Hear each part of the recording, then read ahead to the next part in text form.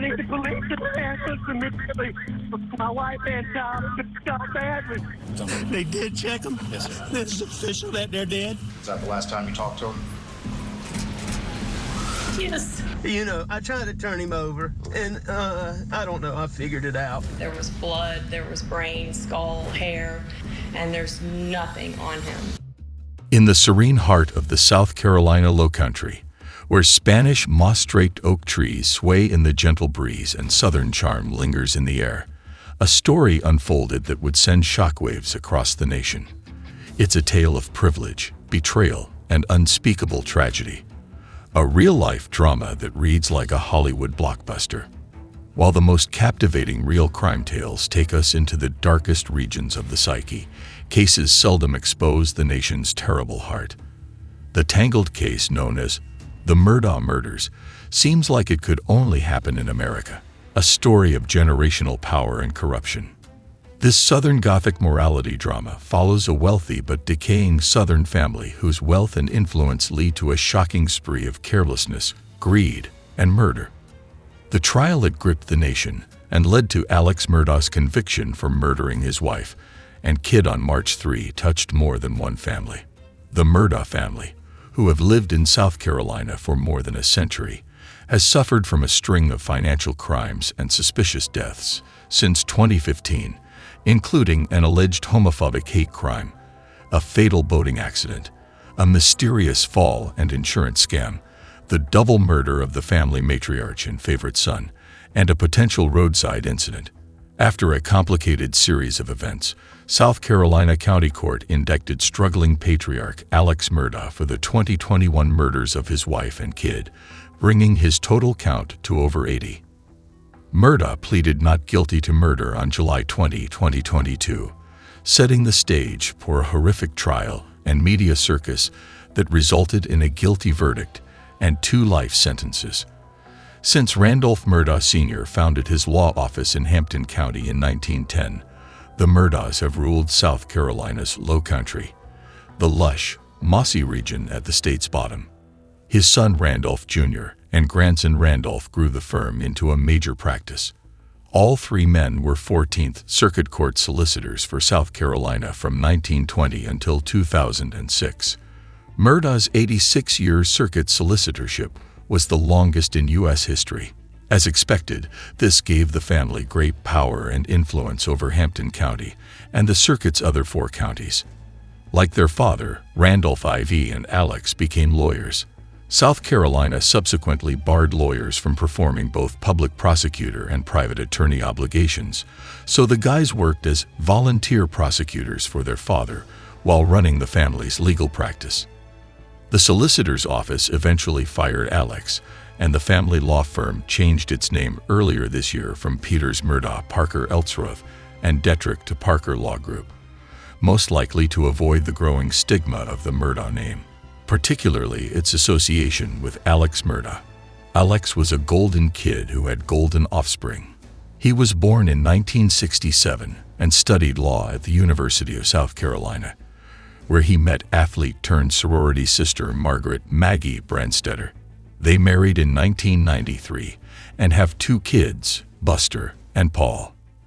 The family lived in affluence, spending their time between a beach home, a handful of private islands, and Moselle, a vast 1,772-acre estate that, like the law practice, was renamed to avoid its ties to the Murdaughs. But the family also led hedonistic lifestyles. Alex and both of his boys were accused of drug and alcohol addiction and wild, out-of-control conduct in the years leading up to the sequence of atrocities. Alex's years of luxurious lifestyle, in particular, resulted in a litany of claimed financial crimes, including fraud, embezzlement, and various attempted insurance frauds, totaling an estimated $8.5 million in larceny and resulting in many killings. The Murdaugh's authority may have hampered the first and subsequent investigations into these fatalities, leading to allegations of cover-ups and corruption. What started as separate inquiries into different crimes would eventually entangle into an interlinked web of misery. These fatalities, all of which were strikingly different, but presumably related to the Murdaughs, highlighted part of the instability that the Murdaughs brought with them, despite their size and renown. Alex was neck-deep in fraud schemes with declining returns, facing a pricey divorce, and probably high court bills for his kid. He also claimed to be suffering from a 20-year opioid addiction, which he subsequently disclosed. Alex Murdaugh allegedly enticed Maggie to Moselle on June 7, 2021, causing her to tell a friend that Alex was behaving fishy. "He's up to something," she allegedly said to her friend. Maggie greeted her son Paul in the family's dog kennels when she arrived at the estate. While they were there, a woman and her kid were killed with 2 separate weapons. Maggie used an assault-style rifle, and Paul used a shotgun.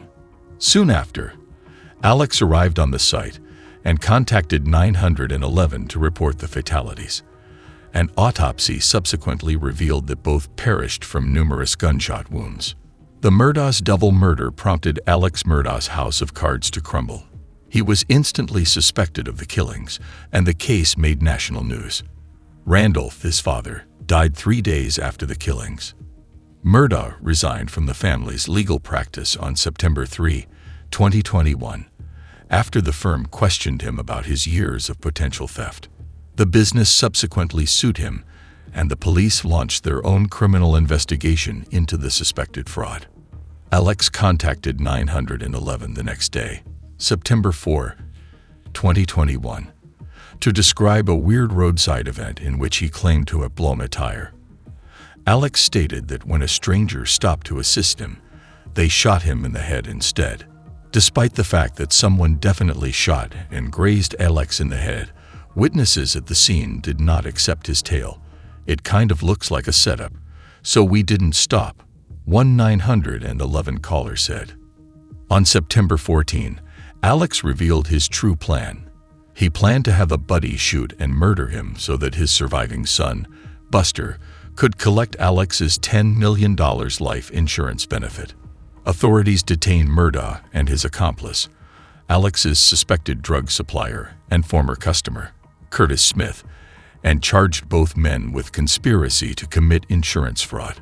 Alex's legal license was suspended immediately, and he was eventually disbarred. Alex posted bail and entered a drug recovery facility, only to be arrested for felony fraud in the Satterfield case when he returned. His bail was refused this time, and his assets were frozen. The story had become a national phenomenon, with frequent mainstream headlines, owed in large part to one local writer. Mandy Matney reportedly upset her previous news organization by delving further into the Murdaugh case than her bosses desired.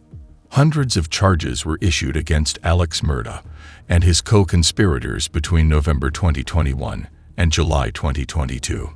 Community charges of the family misusing its power persisted as yet another counsel recused himself from the investigation, and evidence supposedly linking Alex to the double killings was withheld from the public.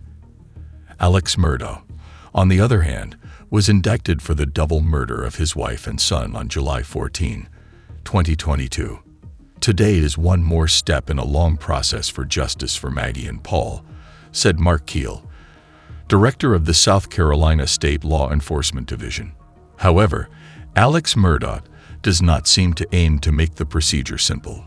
He pleaded not guilty on July 20, 2022, in the first of several contentious legal processes before the trial, which started on January 23, 2023.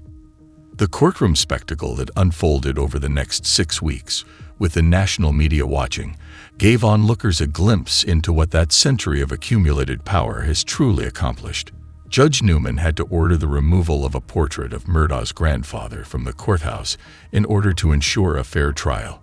The prosecution presented a lot of circumstantial evidence at trial, but it was frequently dramatic and compelling, and it began with a game-changing revelation from the prosecution.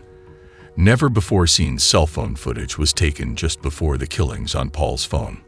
Paul recorded himself playing with one of the dogs in the kennels. Prosecutors said that the video, which was recorded on Paul's phone at 8:44 p.m., occurred around 5 minutes before the shootings, based on when Paul and Maggie stopped glancing at their phones and responding to messages.